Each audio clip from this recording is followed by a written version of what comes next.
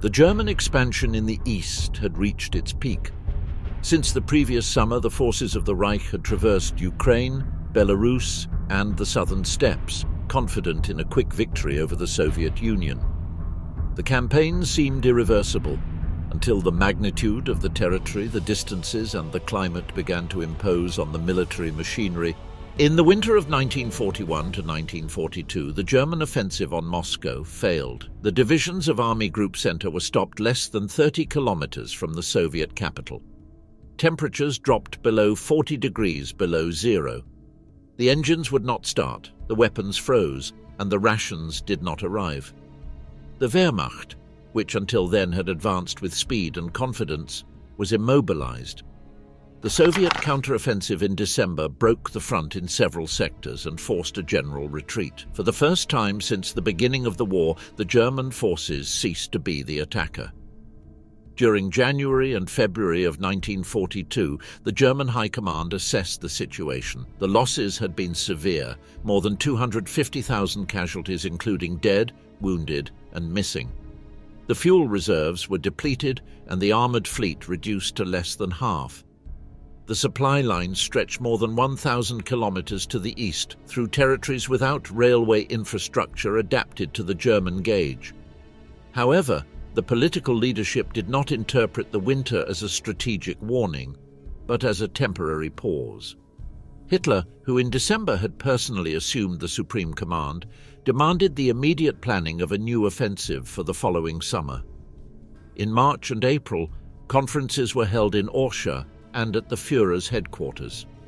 The minutes show a conceptual change. It was no longer about destroying the Red Army in the center of the country, but about securing the resources that would sustain a prolonged war.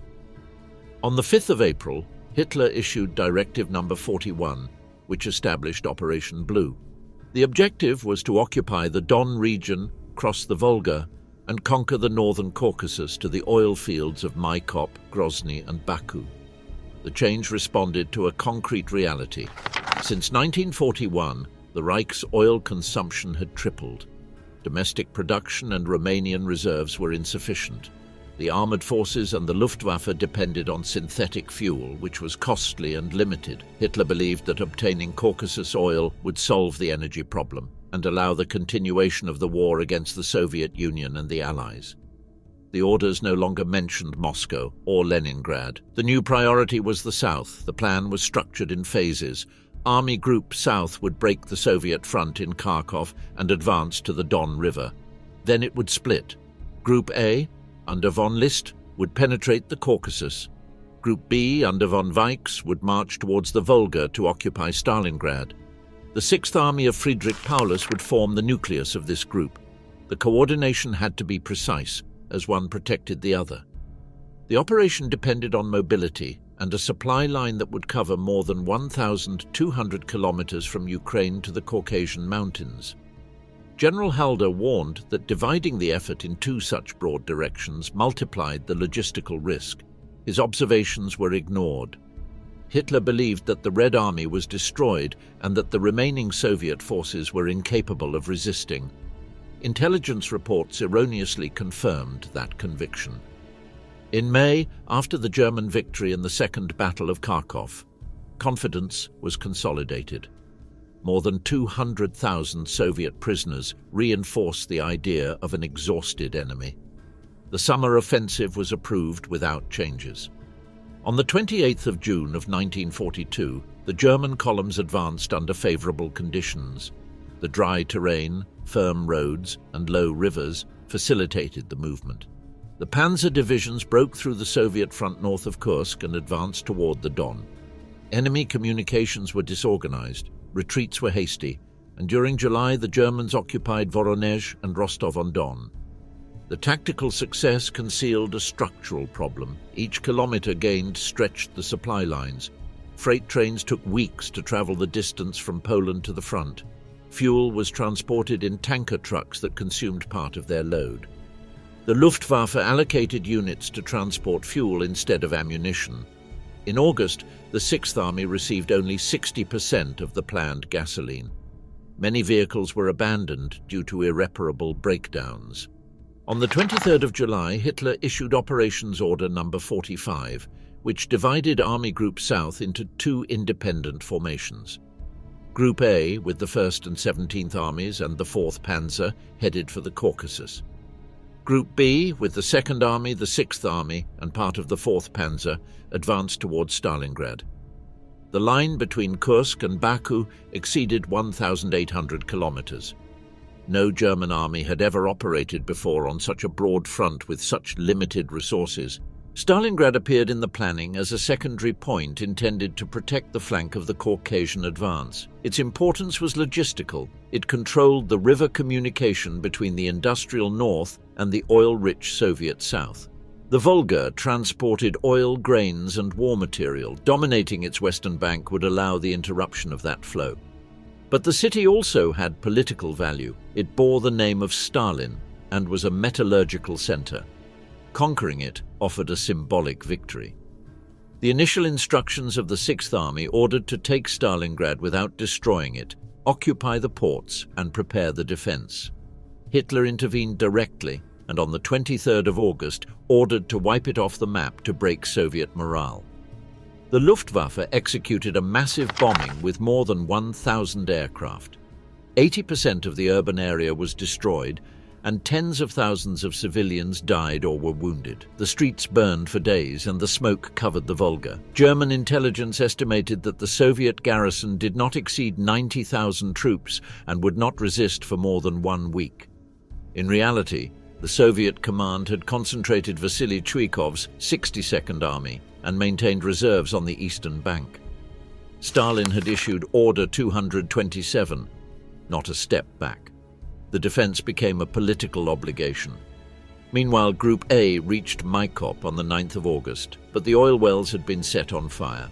The advance towards Grozny and Baku was halted due to lack of fuel and the mountainous terrain. That same month, Hitler ordered part of the 4th Panzer Army to be diverted to Stalingrad. Neither operation had sufficient strength anymore. The Soviet High Command, informed by aerial reconnaissance and intercepts, understood that the Germans had dispersed their forces. It reorganized its armies, concentrated reserves to the north and south of Stalingrad, and maintained a stubborn defense within the city. The economic operation had become an absolute political objective. Hitler referred to Stalingrad as the heart of the Russian system. Analysts warned that it was enough to encircle the city, but the decision was to occupy it. The consequences were immediate. The fuel was insufficient, and the trains supplying the front had to divide their load. In August, the 6th Army's depots had resources for only 3 days of operations. Medical and winter supplies had not been foreseen, as it was assumed that the campaign would end before October. As the troops approached, the pace of advance slowed. On August 7th, the panzer units were 60 kilometers from the Volga. On the 20th, less than 20. The enemy increased its resistance. Reports from the 6th Army recorded logistical fatigue, lack of spare parts, and excessive ammunition consumption. What was supposed to be a fluid offensive turned into a series of frontal clashes. The southern front showed a growing imbalance. Group A stretched into the Caucasus without lateral support. Group B was covered by Allied armies with little anti-tank equipment and no reserves. The second-line divisions were scattered. By the end of August, the distance between Tuapse and Voronezh exceeded 1,900 kilometers. Trains needed 10 days to reach the front from Ukraine. At the end of the month, the first elements of the 6th Army reached the outskirts of Stalingrad. Between the Don and the Volga stretched a barren strip of 50 kilometers full of broken-down vehicles and halted convoys. The army marching towards the Volga was exhausted and at the limit of its capacity. In front of it, a city in ruins was preparing to resist. In front of the smoldering ruins of Stalingrad, the 6th Army began its assault. On the 23rd of August 1942, at 4 in the afternoon, the Luftwaffe concentrated more than 1,000 planes over the city. Hitler's order was to destroy it completely. Richthoven's 8th Air Corps executed an unprecedented bombing on the Eastern Front. 40,000 tons of incendiary and high-explosive bombs fell on industrial areas and residential neighborhoods. In a few hours, Stalingrad was burning from the river to the hills. The flames consumed fuel depots, and the burning oil spilled towards the Volga. Soviet reports recorded temperatures above 800 degrees in the central areas and estimated between 30 and 40,000 civilian deaths. The water and electricity systems collapsed. Hospitals were destroyed. The city, planned as a logistical hub, turned into a field of ruins. The streets turned into piles of rubble, the factories into makeshift fortifications. The uneven terrain hindered the advance of the armored vehicles and offered natural defense to the Soviets. What was supposed to be a quick attack turned into a struggle for each building. On August 24th, the first German units reached the western suburbs. They barely encountered organized resistance, which fueled the idea that the enemy was disintegrating. On the eastern bank of the Volga, however, the 62nd Army under Vasily Chuikov was preparing to defend the city. Its command was set up in a bunker less than 300 meters from the front. On September 12th, he assumed operational control and reorganized the defense. There were no continuous lines, but rather fortified points interconnected by tunnels and passages. Each sector became an autonomous fortress with its own command, light artillery and ammunition reserves. The northern area, with the Dzerzhinsky tractor factory, the center with the Barricadi, and the south with Red October, were designated as main sectors. Heavy artillery was set aside, as its use within the urban perimeter was impracticable. The proximity of the lines made the bombings useless.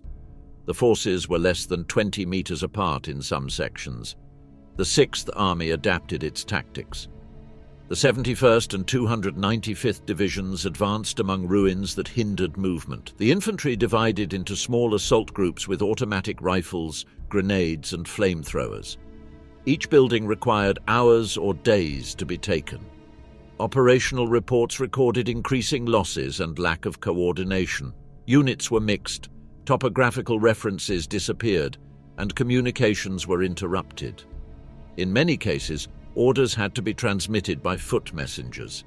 The Luftwaffe's fire became ineffective. The density of the combat made it difficult to distinguish between friendly and enemy positions.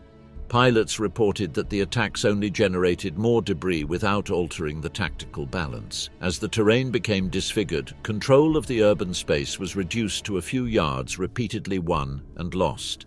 The civilian population that had not been evacuated, about 200,000 people, was trapped on the front line. Some participated in defense tasks or nighttime supply through the Volga under constant fire. Others survived in basements or tunnels. The city lacked operational hospitals, and the drinking water came from the river itself. Chuikov established the watchword, "Back to the Volga." There would be no retreat. Every position had to be held to the end. The proximity of the river allowed a nighttime supply route to be maintained by small boats that transported ammunition and evacuated wounded. Between September and October, more than 1,400 crossings were made under enemy fire. Without this flow, the defense would have collapsed. The German divisions, trained for mobile operations, were forced to fight like urban infantry. The field artillery, useful in open fields, proved inadequate. Barrage fire could not be used without risk to their own troops. The armored vehicles barely advanced among the rubble. The ruins became a three-dimensional labyrinth of basements, collapsed walls, and interconnected corridors. The Soviets exploited that structure with small groups of riflemen and sappers. Their tactic consisted of infiltrating at night, occupying disputed buildings, and holding them during the day with snipers and machine guns. The enemy was in front, behind, and on the sides. The combat took place on multiple levels. The Germans on the upper floors, the Soviets in the basements. The Germans responded with specialized assault teams known as sewer rats. Armed with contact explosives, they explored tunnels and basements. Reports from the 305th and 100th Jaeger Division describe extreme exhaustion and difficulty evacuating the wounded. In 24 hours of fighting, a unit could lose half of its personnel to capture a single building that would change hands again the next day. The advance was measured in streets and meters. On September 14th, the 295th reached the central station. On the 16th, it was expelled. On the 19th, The Sixth Army reported the capture of the administration building. The next day, the Soviets reclaimed it. Each operation repeated the same pattern: frontal attack, immediate counterattack, indecisive ground. The metallurgical factories resisted the direct impacts. In Barricadi, the non-evacuated workers repaired cannons inside the workshop itself. In Red October, the defenders used destroyed furnaces as shelters. To the north, the tractor factory became an isolated fortress. Of its 10,000 initial defenders, less than 1,000 survived, but their resistance immobilized several German divisions. The artillery fire of the Sixth Army was constant. Between the 1st and the 30th of September, more than 1 million shells were fired.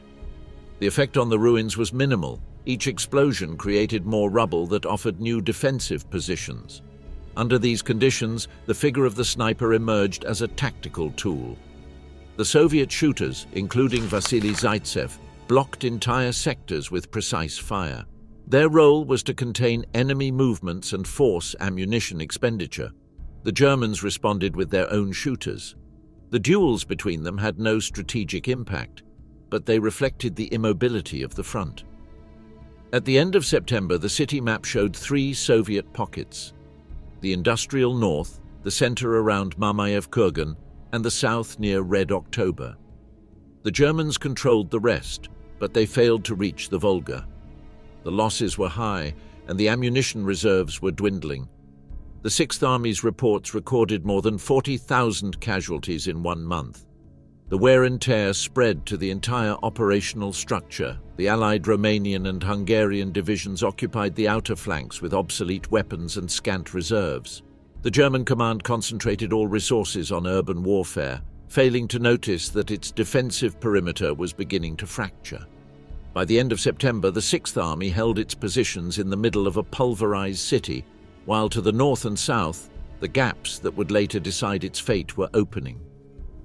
At the end of September, the Sixth Army maintained its positions among the ruins of Stalingrad. The city remained divided into combat sectors, but the front seemed stabilized. As November of 1942 began, communications with Army Group B remained open through a narrow corridor west of the Don. Intelligence reports indicated little enemy activity and static defensive positions. In the German assessment, the Red Army had exhausted its resources in urban defense and lacked reserves. In reality, the Soviet High Command was secretly preparing Operation Uranus, designed by Zhukov and Vasilevsky to destroy the Sixth Army and its covering forces.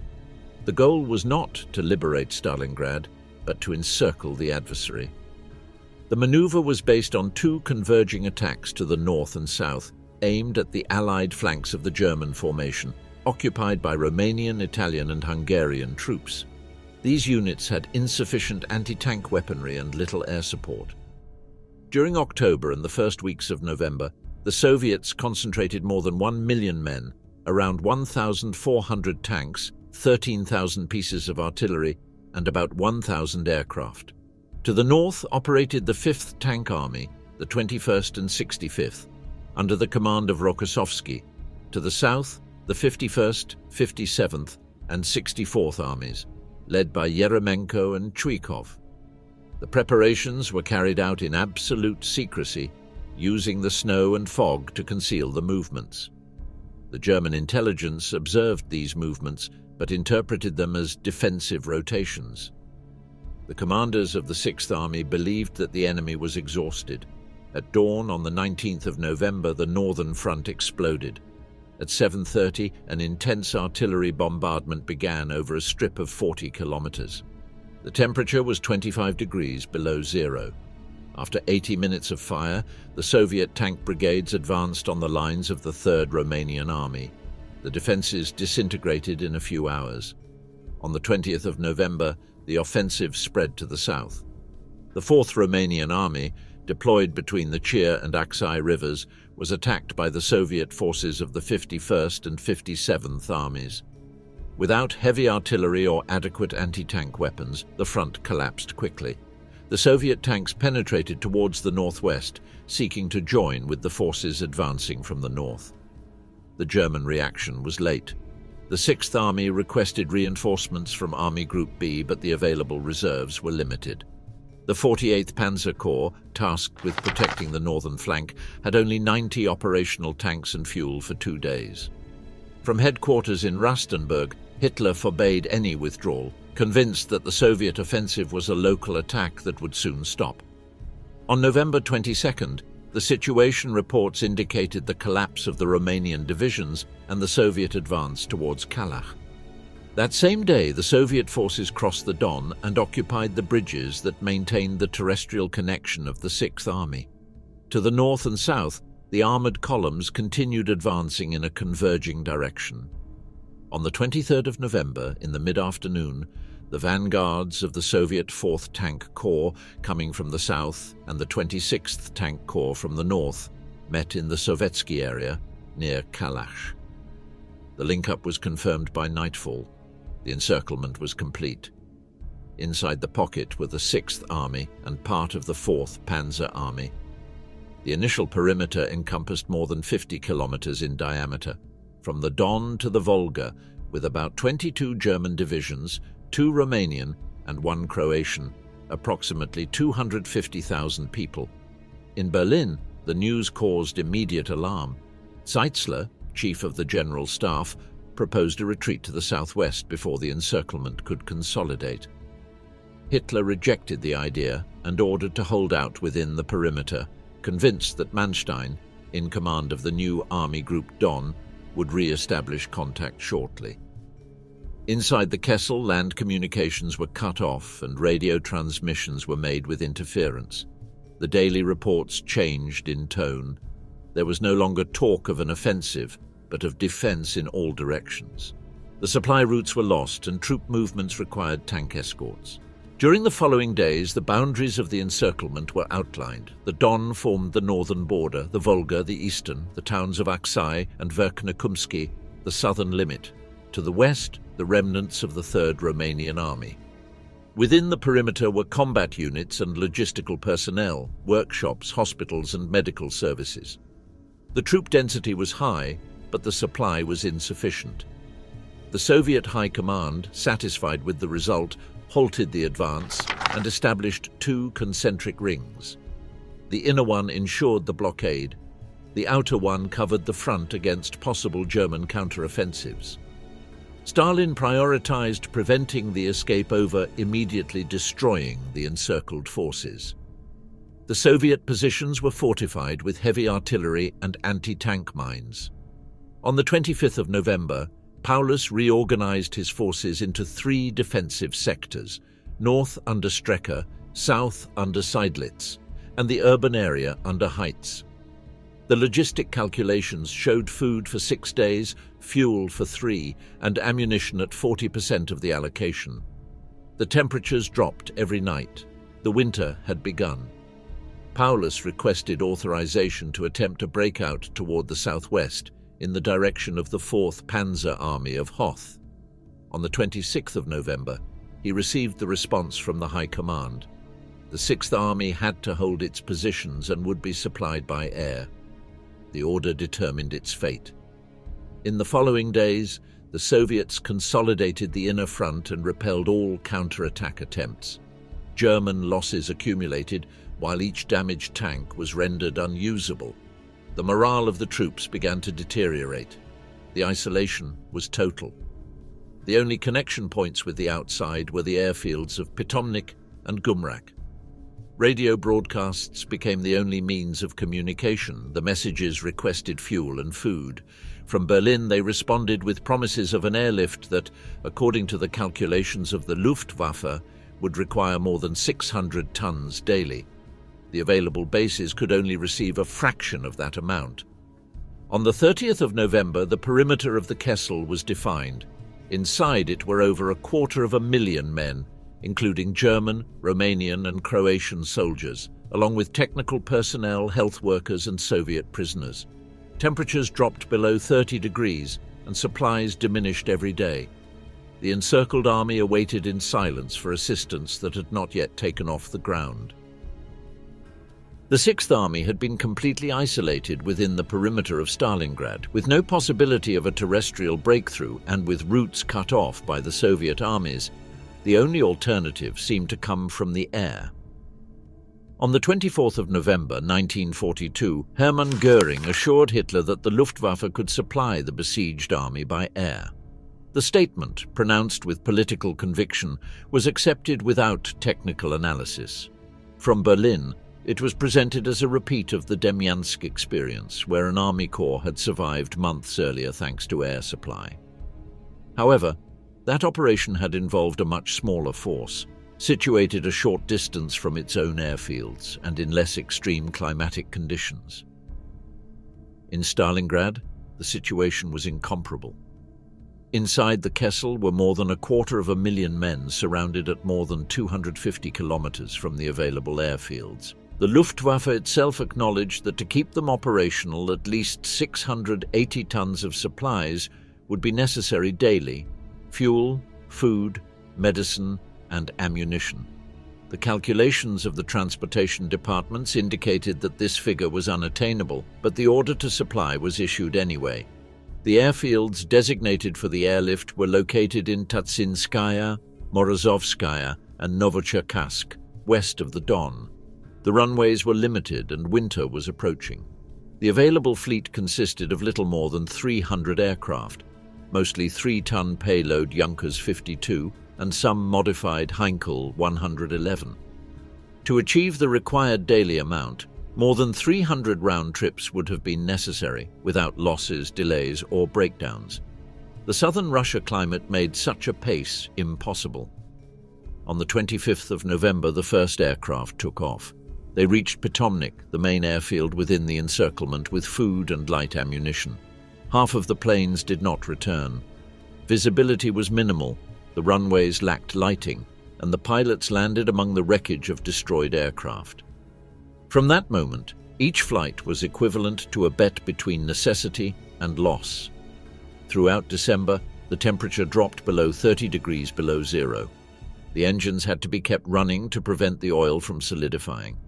The flight time exceeded 2 hours, and the Junkers, slow and vulnerable, became easy targets for the Soviet artillery. The escort fighters could barely cover part of the journey. The weather conditions deteriorated every day and accidents multiplied. The reports of the 1st Air Transport Corps reflected the gap between promise and reality. On the best days, in mid-December, just under 300 tons were delivered. On the worst, less than 50. The average did not reach 100 tons per day, a minimal fraction of what was needed. Losses exceeded 300 aircraft in 3 weeks due to enemy fire, collisions, or freezing. Inside the Kessel, the airfields of Pitomnik and Gumrak were the only points of contact with the outside. They lacked de-icing materials and repair capability. The runways were covered in ice and mud. The trucks transporting the loads got stuck or were hit by artillery fire. Each landing had to be made under pressure. Many planes caught fire during unloading. Fuel became the top priority. The immobilized tanks absorbed a large part of the reserves. Food, medicine, and winter clothing were sidelined. By mid-December, daily rations had been reduced to a few grams of bread and dried meat. Dead horses were used as a source of food. Malnutrition spread rapidly. The internal distribution system became disorganized. The units located near the airfields received a part of the supplies. The frontline ones, almost nothing. The improvised hospitals lacked anesthesia and surgical material. Interventions were carried out with reused instruments and without disinfection. The severely wounded died from freezing or infection. The logistical breakdown produced direct effects on morale. Some groups of soldiers began to exchange personal belongings for food or tobacco. In the supply reports, references appeared to thefts and exemplary punishments. The divisions maintained discipline with difficulty. The command tried to preserve cohesion through communications that insisted on the imminent arrival of external aid. Meanwhile, Göring continued informing Hitler that the airlift was working satisfactorily. On the front, the transport chiefs knew that the system was exhausted. Each flight consumed more fuel than it could deliver. The crews slept in the hangars, waiting for improvised repairs with parts taken from destroyed planes. The mechanics worked at night in the open air in temperatures that turned the metal into ice. On the 17th of December, Operation Winter Storm began. Manstein attempted to break the encirclement from the southwest to link up with the Sixth Army. The maneuver required a coordinated advance from within, but Hitler reiterated his order to hold positions. The airlift was then also used to transport orders, reports, and officers. Evacuation flights took out seriously wounded, barely a few hundred a day. On the ground remained tens of thousands. The Luftwaffe records indicate that between the 24th of November and the 31st of December, slightly more than 10,000 flights were made, with an approximate total of 8,000 tons delivered. That amount represented less than 2 weeks of normal consumption. In the same period, about 500 aircraft and more than 1,000 crew members were lost. The losses exceeded 1/5 of the operational fleet. Inside the Kessel, the consequences were devastating. The artillery reduced its fire to a few daily salvos. The tanks without fuel were used as static fortifications. The divisions fought with rosters reduced to half. Medical reports mentioned epidemics of dysentery, typhus, and frostbite. The hospitals, set up in basements, accumulated unburied bodies. The lack of food reached all ranks. The official rations were insufficient, and improvisation became the norm. The horses were systematically slaughtered. Some reports mention the boiling of leather and the cooking of oatmeal mixed with sawdust. The officers shared the same limitations as the troops. The desperation was widespread. At the end of December, the Luftwaffe informed Göring that the airlift could not be sustained. The losses of aircraft exceeded the monthly production. On December 29th, the airfields of Tatsinskaya and Morozovskaya were attacked by the Soviet 24th Tank Corps. More than 70 aircraft were destroyed on the ground. The surviving units withdrew to the west, increasing the flight distance and reducing the frequency of operations.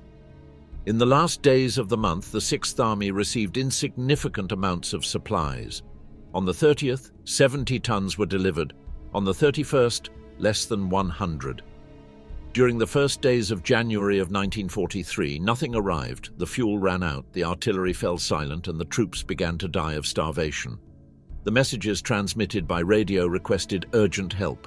From Berlin, the responses repeated formulas of confidence and exhortations to resist. The failure of the airlift sealed the fate of the surrounded army. The air war, posed as salvation, turned into an accelerated attrition process. Without fuel or ammunition, the military structure of the Sixth Army began to collapse. On the snow-covered airfields, the destroyed planes were lined up next to the frozen bodies of the crews. In the streets of Stalingrad, the men moved among ruins in search of food or firewood. The noise of the German engines, which for weeks had been a sign of hope, slowly faded on the horizon. When December ended, the encirclement had become permanent. The air, the last means of connection with the outside, had failed. Within the Kessel, winter and hunger replaced the military maneuver. The Sixth Army awaited instructions that could no longer change its fate, while in the frozen sky of the Volga, the last flights disappeared into the snow, leaving behind a silence that announced the extinction of the trapped army. When December ended, the Sixth Army had lost all maneuvering capability, the airlift was collapsed, and the inner airfields were barely functioning. The extreme cold paralyzed vehicles and weapons. The lack of fuel made any movement impossible. In those conditions, the German command maintained a single directive: resist. It was no longer a tactical decision, but a political order issued weeks earlier by Hitler, when he had established that Stalingrad had to be held at any cost. That instruction, transmitted in the days before the failure of the relief offensive, had turned the defense of the Kessel into a symbolic mandate. For Hitler, the encircled army represented the firmness of the Reich before the world. The loss of Stalingrad was not only military but also moral, and it had to be avoided by the permanence of his troops. From then on, all command decisions were measured by their fidelity to that order. At the beginning of January of 1943, the Sixth Army continued to obey.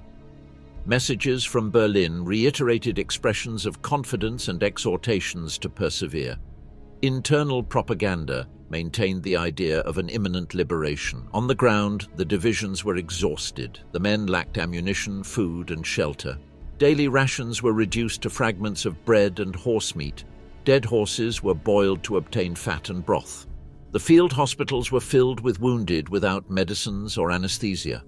Medical reports described cases of gangrene and widespread frostbite. The situation was a direct consequence of the decisions made in December. The attempt at rescue from the outside, led by Manstein, had stopped before reaching the perimeter. The Sixth Army had not received authorization to cooperate in the breakout. The order to hold the city, issued when there was still hope of resuming the airlift, remained in effect even though conditions had completely changed. The radio messages repeated a constant phrase, "No retreat." Paulus's command, trapped between material reality and political obligation, functioned with increasing rigidity.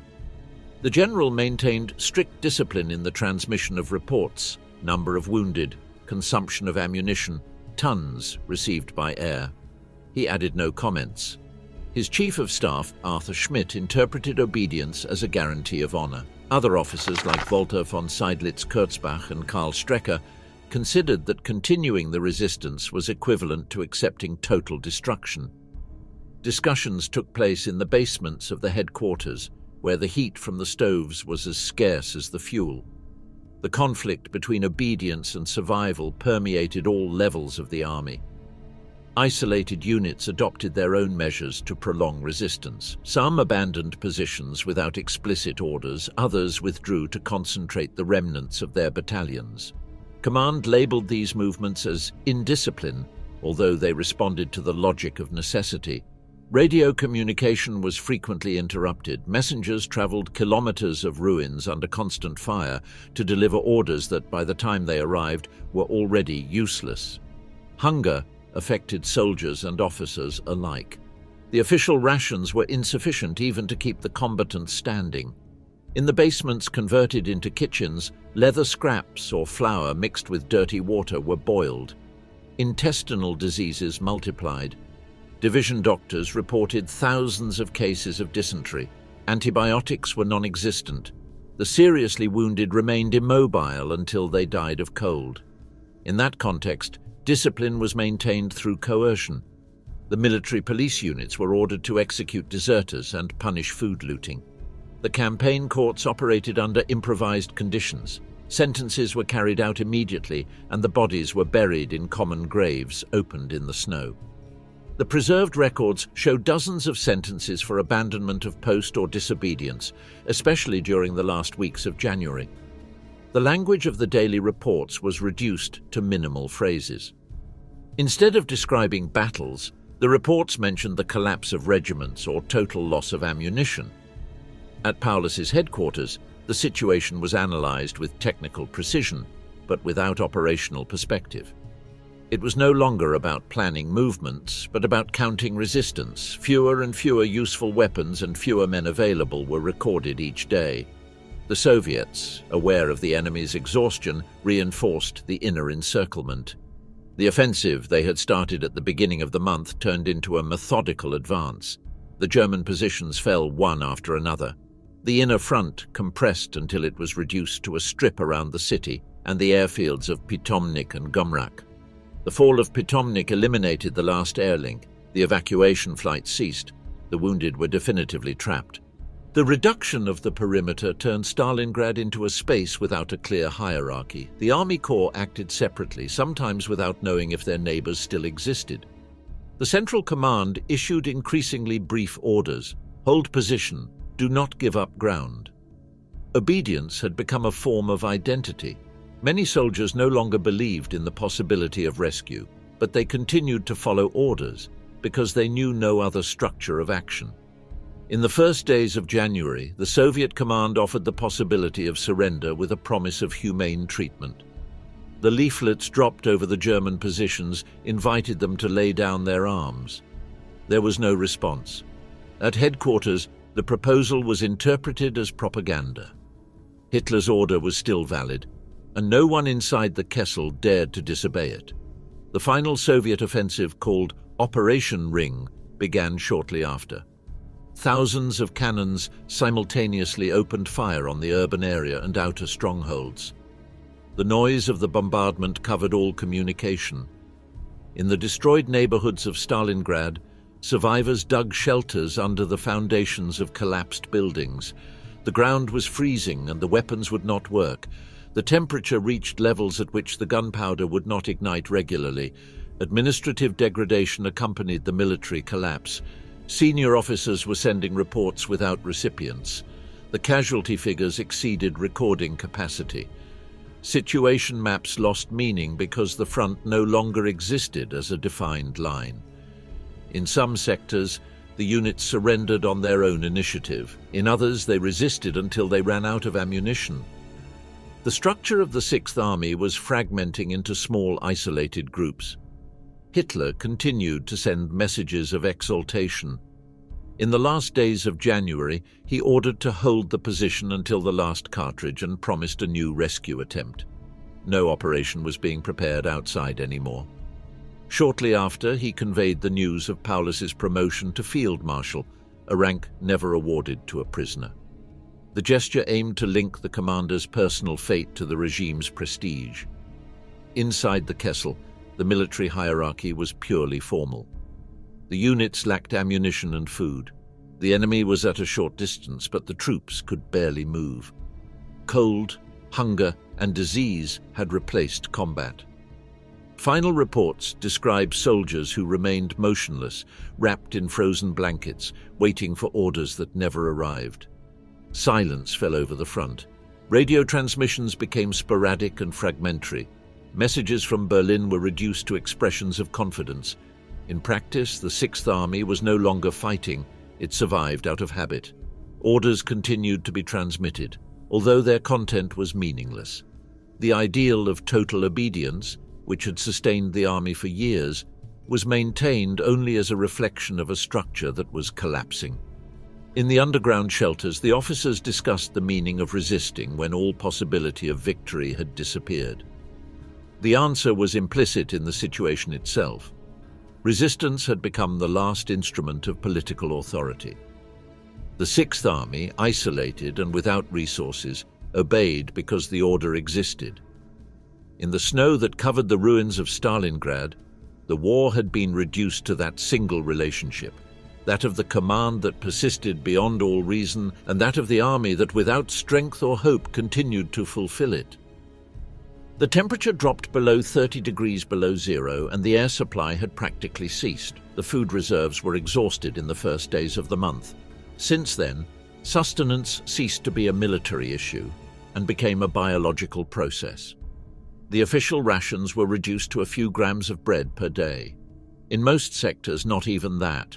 The remains of dead horses were distributed until they disappeared. The soldiers boiled leather straps, belts, or the lining of their uniforms. They mixed moldy flour with dirty water to obtain a mass without nutritional value.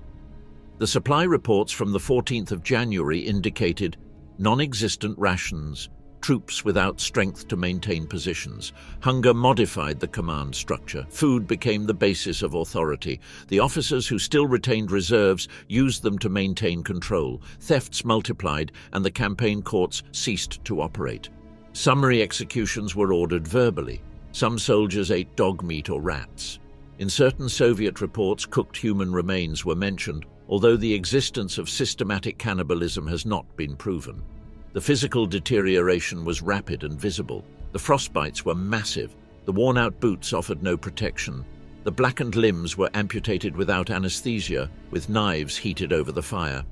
The hospitals operated in basements or tunnels. The wounded lay on the frozen ground without blankets or stretchers. The doctors lacked morphine, antibiotics, or sterilized instruments. The operations were performed by candlelight, amid screams that were heard all night. The personal diaries found after the surrender allow us to reconstruct the inner state of the troops. A soldier wrote, "There is no bread. We walk among the dead. The air smells of oil and rotten meat. They tell us to hold on. But there is nothing left to hold on to." Another noted, "We ate the last ration. Meissner died last night. We covered him with his blanket because we cannot bury him."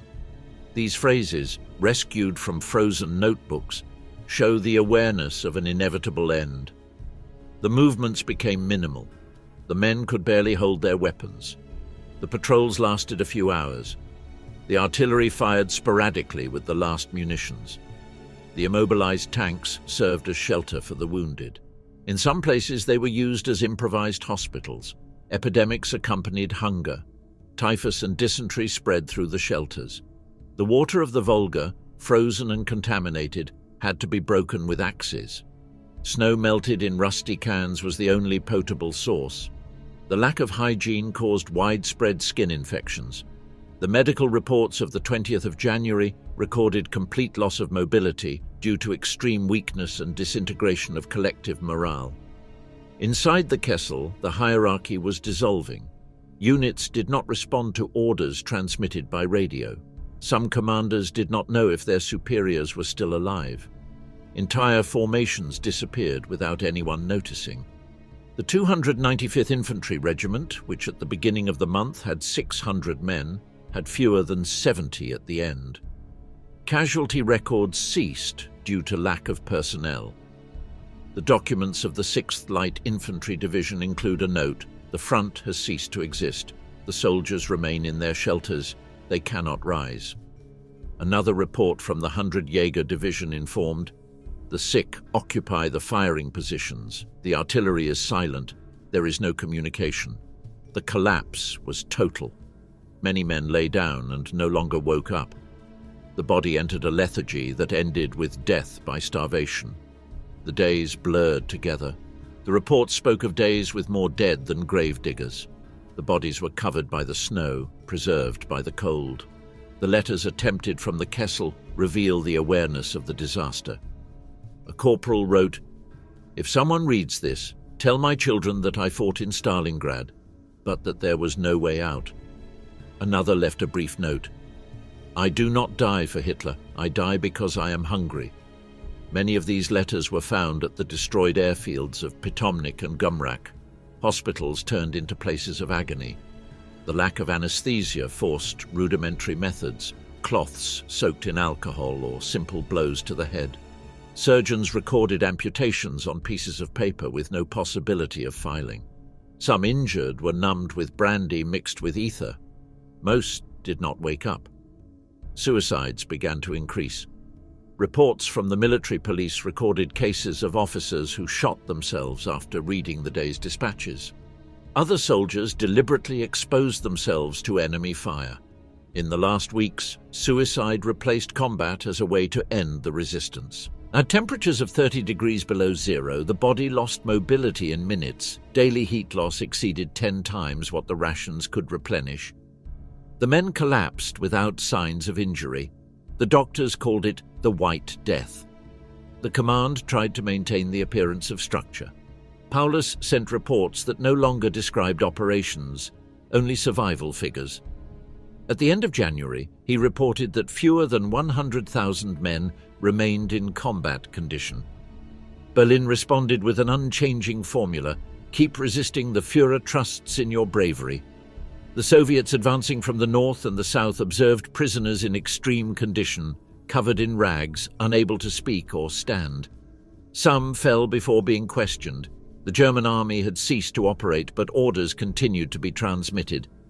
The remaining animals also disappeared. The horses and dogs were sacrificed for food. The cooks mixed sawdust with flour and called it substitute bread. It was indigestible and caused intestinal bleeding. Communication between sectors of the Kessel almost did not exist. The roads were blocked by the snow and the bodies. The messengers died on the way. The radio worked intermittently. In practice, each group survived in isolation. The physical collapse brought the psychological breakdown. Obedience lost meaning. The men no longer asked for orders. The officers spoke in low voices, aware that no plan could be executed. The army had turned into a besieged population without food or direction. The reports of the last few days of January showed the final deterioration. On the 26th, the 11th Corps reported the loss of the northern positions. On the 28th, Gumrak fell. The hospitals were occupied and the wounded were abandoned. The Soviets found hundreds of frozen bodies on the stretchers, covered with wool blankets. The German forces were reduced to small groups scattered among the ruins. Some kept radio contact with Paulus, but they lacked any combat capability. Life was reduced to searching for food, lighting fire with wet wood, and waiting. The biological process of starvation followed its course. The bodies stiffened and acquired a bluish-grey tone. The survivors used the corpses as shelter. Soviet observers described motionless scenes where the living were indistinguishable from the dead. On the 30th of January, anniversary of Hitler's rise to power, Berlin transmitted a message of commemoration to the Sixth Army. There was scarcely any response. In most shelters, the radios were broken or turned off. At Paulus's headquarters, the operator noted, "No communication, weak signal." On the 30th of January in 1943, when the 6th German Army was encircled in Stalingrad, Hitler signed in Rastenburg the order that promoted Friedrich Paulus to the rank of Field Marshal. No German officer with that rank had been captured alive. The promotion implied the expectation of suicide, a symbolic gesture meant to avoid surrender. In Stalingrad, the transmission reached the headquarters bunker, located under the Univermag warehouses. The temperature was 4 degrees below zero. The electricity had disappeared and candles illuminated the damp walls. Paulus, sick and exhausted, listened to the communication in silence. He noted in his notebook, "Promoted to Field Marshal, the Führer expects a gesture." No one commented on the message. On the surface, the Sixth Army was divided into 2 isolated sectors. In the south was the central area, under the direct command of Paulus. In the north resisted the 11th Corps of General Karl Strecker, entrenched between the Barricade and tractor factories. The Soviets controlled the intermediate ground and cut communications. The artillery maintained constant fire on the ruins. In the early morning of January 31st, the units of the 38th Engineer Battalion and the 64th Army began the final assault on the southern sector. The resistance was minimal. At 9 in the morning, the Soviet troops surrounded the Univermag. In its basement were Paulus, his staff, and about 200 people, including officers, orderlies, and medical personnel. Major Alexander Ilchenko, accompanied by the interpreter Kuznetsov, led the entry into the building. According to his report, they found the marshal sitting with no visible weapon and heard his words, "I have no orders to give." Paulus did not resist. The officers handed over their pistols. Arthur Schmidt, Chief of Staff, attempted to destroy documents but was stopped. The subsequent registration of the place revealed maps, files, and rations for only 1 day. In the adjacent basements lay more than 1,000 wounded without medical attention. The Soviet report described the majority as in terminal condition and without possibility of transport. The Soviet soldiers evacuated the prisoners in small groups outside. In the square in front of the building, corpses covered by the snow were piled up. Paulus was taken to the command post of the 64th Army. General Mikhail Shumilov briefly interrogated him. The prisoner stated that the situation was desperate and that he had not had the authority to order a general surrender. With his capture, coordination between the northern and southern sectors vanished. Meanwhile, Strecker, in command of the 11th Corps, continued resisting at the northern factories. Radio communications with the south were irregular. Informed of the fall of Paulus, he gathered his officers and decided to continue the defense. His last message, transmitted at 4:45 on the 2nd of February, indicated that he would fight until the ammunition was exhausted. The Soviet offensive on the industrial area was carried out with precision. The artillery concentrated its fire on the Barricade and tractor factories. The Germans, without ammunition or provisions, retreated to basements and tunnels. In those spaces, the wounded outnumbered the active fighters. Soviet reports estimated about 20,000 people in that sector, most of them unarmed. On the 1st of February, the Soviets took the outer positions and surrounded the industrial complexes. During the night, the survivors attempted to resist in small groups. The Soviet tanks made their way through the metallic remains. The next morning, The 21st Army occupied the last standing factory. The resistance ended. The final act of the battle took place shortly after. Strecker, aware that the fight was futile, signed the surrender before Colonel Ivan Laskin at 7:50 on the 2nd of February. The document was limited to recording the ceasefire. Without ceremony or formula of honor, he handed over his pistol and requested care for the wounded. With his signature, the Battle of Stalingrad concluded.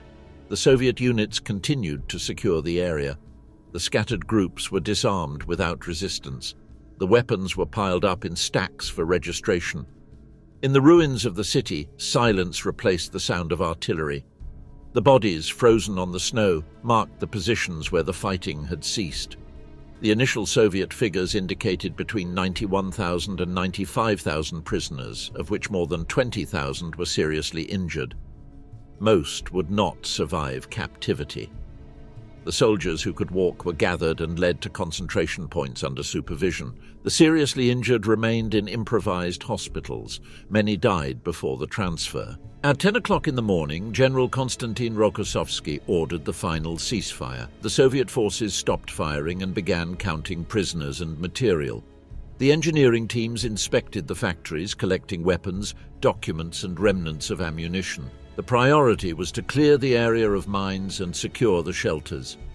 In Moscow, Stalin received the confirmation of the ceasefire that same afternoon. He ordered the news to be officially communicated to the world. In Berlin, the information was kept secret for 24 hours. When it was announced, the Reich radio spoke of fighting to the last man and omitted any mention of the surrender. In Stalingrad, Soviet units established checkpoints and prisoner collection points. The officers were separated from the rest for interrogations. Personal documents, maps, and diaries of the Sixth Army were sent to Moscow as intelligence material. The ruins were searched systematically. Throughout the day, the columns of prisoners marched westward. Many fell during the journey. The corpses were removed from the rows without record. The injured were left in shelters covered with blankets. The temperatures remained below 30 degrees below zero. In the Soviet reports of that day, the final description was concise. At 1600 hours on the 2nd of February of 1943, all enemy fire ceased. The remaining forces of the Sixth Army surrendered. The Stalingrad operation has concluded.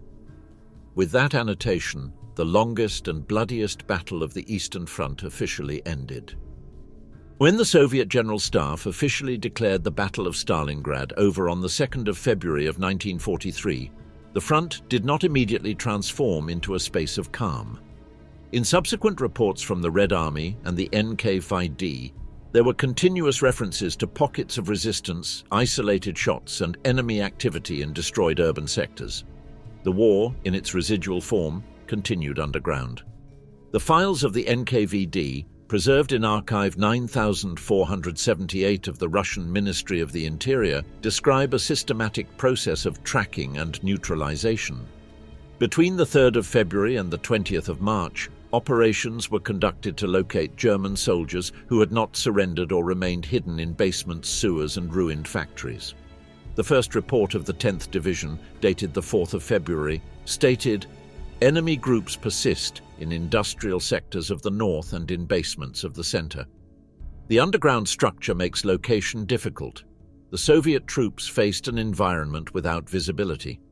Beneath the surface of the city, a sewer system of more than 50 kilometers extended. Explosions had created interconnected passages that served as shelters. In those tunnels, without light or heat, groups of German soldiers survived with the reserves they kept or with remnants found among the rubble." The 5th of February saw the first confrontation.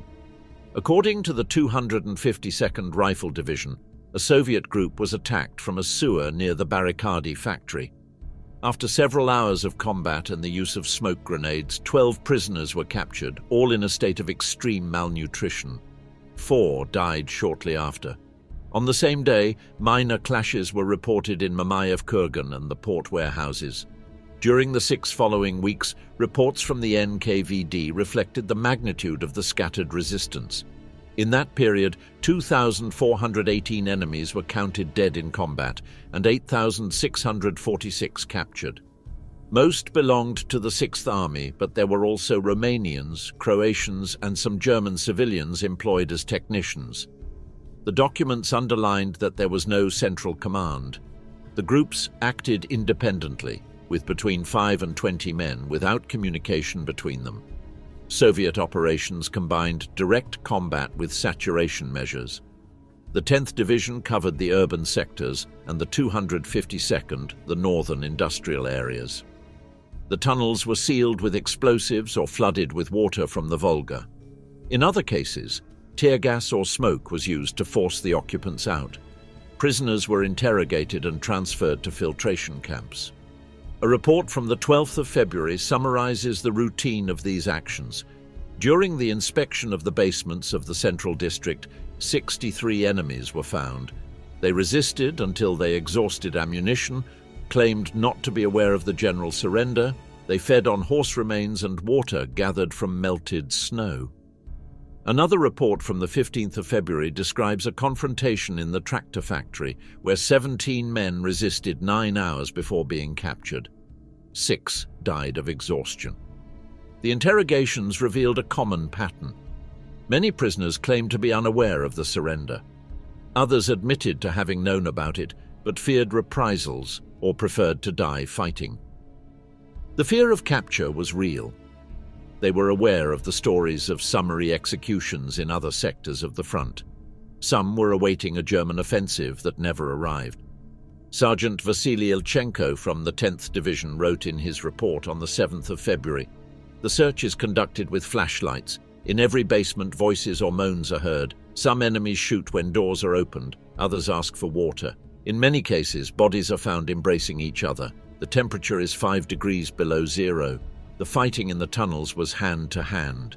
NKVD reports mention losses due to suffocation caused by smoke and gas." On February 10th, during an operation at the old slaughterhouse, a Soviet platoon was trapped by a collapse.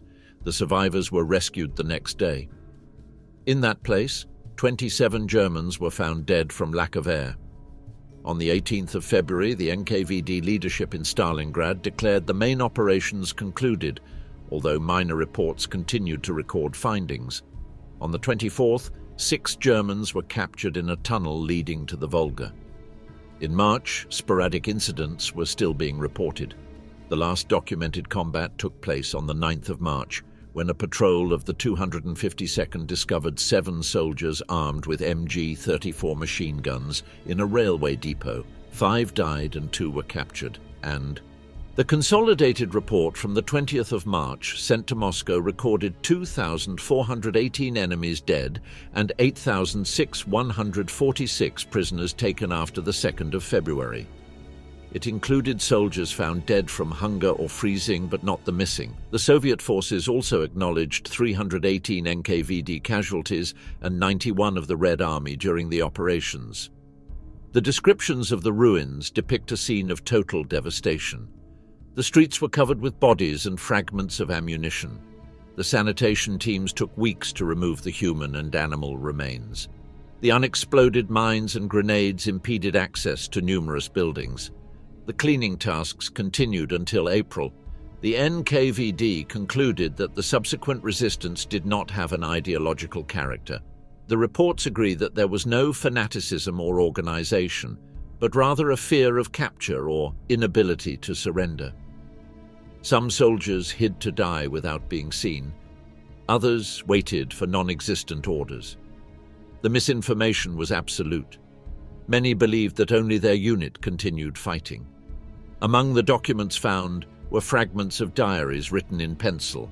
One, dated the 3rd of February and signed by a sergeant named Kruger, stated, "We do not know if anyone is still out there. We hear voices in Russian. We will not go out." Another, unsigned, found in a sewer near the port, said, "We will wait for night to come. Perhaps we will cross the river." None of the authors survived. Some soldiers managed to escape. Reports from March mention groups of 3 or 4 men captured in villages near Kalash, dressed in Soviet uniforms or civilian clothing. The total number of fugitives was never established. The NKVD only recorded 243 confirmed arrests. The Soviet General Staff identified several causes of the phenomenon: the underground structure of the city, the disorientation of thousands of men, and the disruption of communications after the surrender. In practice, Stalingrad remained an operational field for 6 additional weeks. The photographs of the NKVD show factory interiors covered with frozen bodies and tunnels blackened by smoke. In some places, the corpses remained seated, with weapons still in their hands. The use of flamethrowers to eliminate resistance caused fires that lasted for days. On the 5th of March, the regional commissioner of the NKVD, General Serov, signed a report addressed to Moscow. The neutralization operations in the urban and suburban Stalingrad area have concluded the situation is under control. No organized enemy elements are detected. However, local units continued to report findings until the end of the month.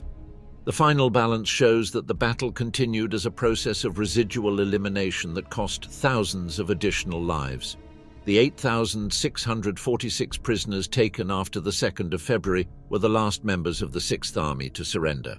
The cleanup operations officially ended on the 20th of March in 1943, when the NKVD management notified Moscow. The city is secured, no active enemy pockets are recorded. When the fighting ceased in Stalingrad, some 91,000 German, Romanian, Croatian and auxiliary soldiers were taken prisoner. The majority were in a state of extreme exhaustion. More than 25,000 were wounded or sick, unable to walk. The evacuation began immediately without planning or adequate means. The columns advanced towards the west, in the direction of Beketovka, Gumrak and Kalach, under temperatures of 30 degrees below zero. The prisoners walked wrapped in blankets with their feet covered with rags. Many collapsed in the snow and were left behind. The guards did not stop. The Soviets lacked the resources to attend to them. The NKVD reports from February 1943 record that some 16,000 died before reaching the first point of concentration. In Beketovka, the first camps were improvised. There were no barracks. The prisoners slept in the open air.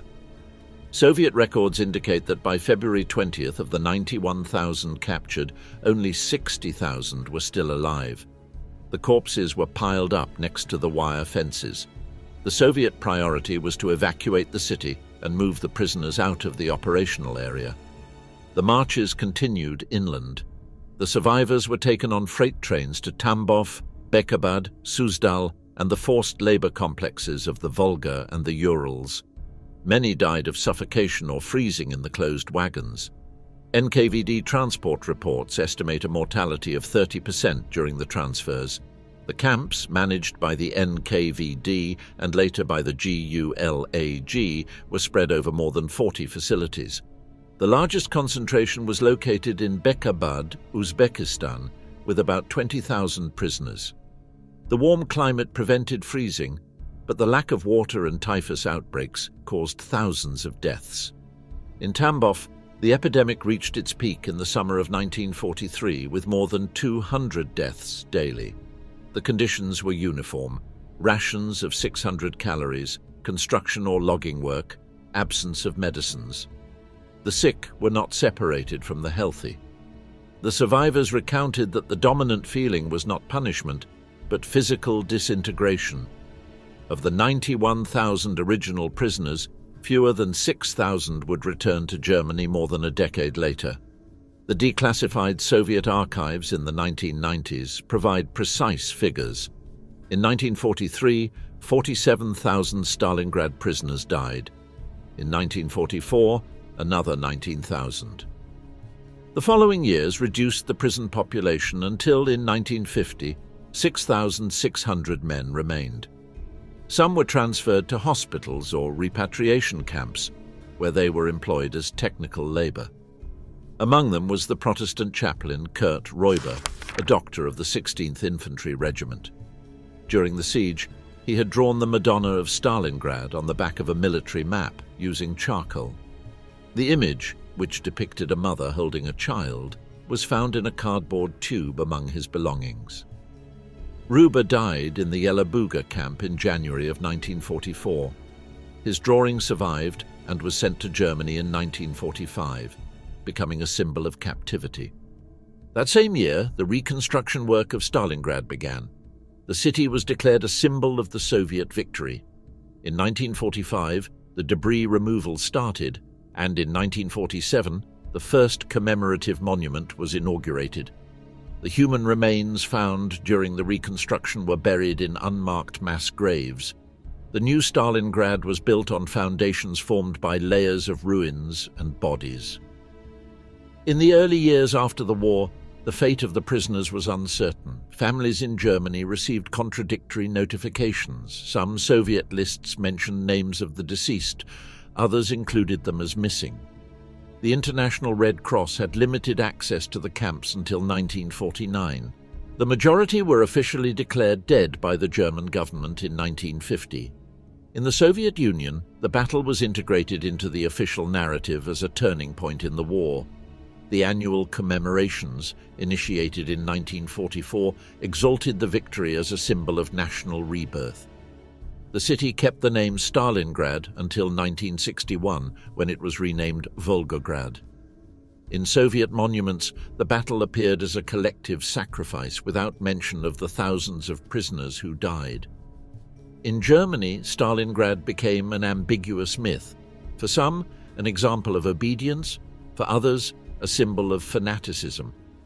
The memoirs published in the 1950s offered divergent versions. Some justified the resistance until the end, others denounced the political abandonment. None altered the fact that 250,000 men was sent to a fate with no return. Historical studies focused on the military dimension omitted the episode of captivity for decades. Only after the opening of the NKVD archives was the actual number of prisoners and the conditions of their internment reconstructed. Captivity and subsequent mortality completed a cycle that extended beyond the war. By 1953, after Stalin's death, repatriation began. The survivors were gathered in Friedland Camp in the British zone of West Germany. Their exact number was 5,652. Many weighed less than 45 kilograms and suffered from chronic diseases. Medical reports described cases of advanced tuberculosis, partial blindness, and severe malnutrition. The return was silent. In post-war Germany, Stalingrad was a topic scarcely spoken about. The former prisoners were not considered heroes, but reminders of defeat. In 1955, with the return of the last contingent, the history of the Sixth Army was considered concluded. The figures were recorded in the Soviet archives as the administrative closure of a process begun in 1943. The majority of the unidentified bodies remained in the mass graves opened during the reconstruction of the city.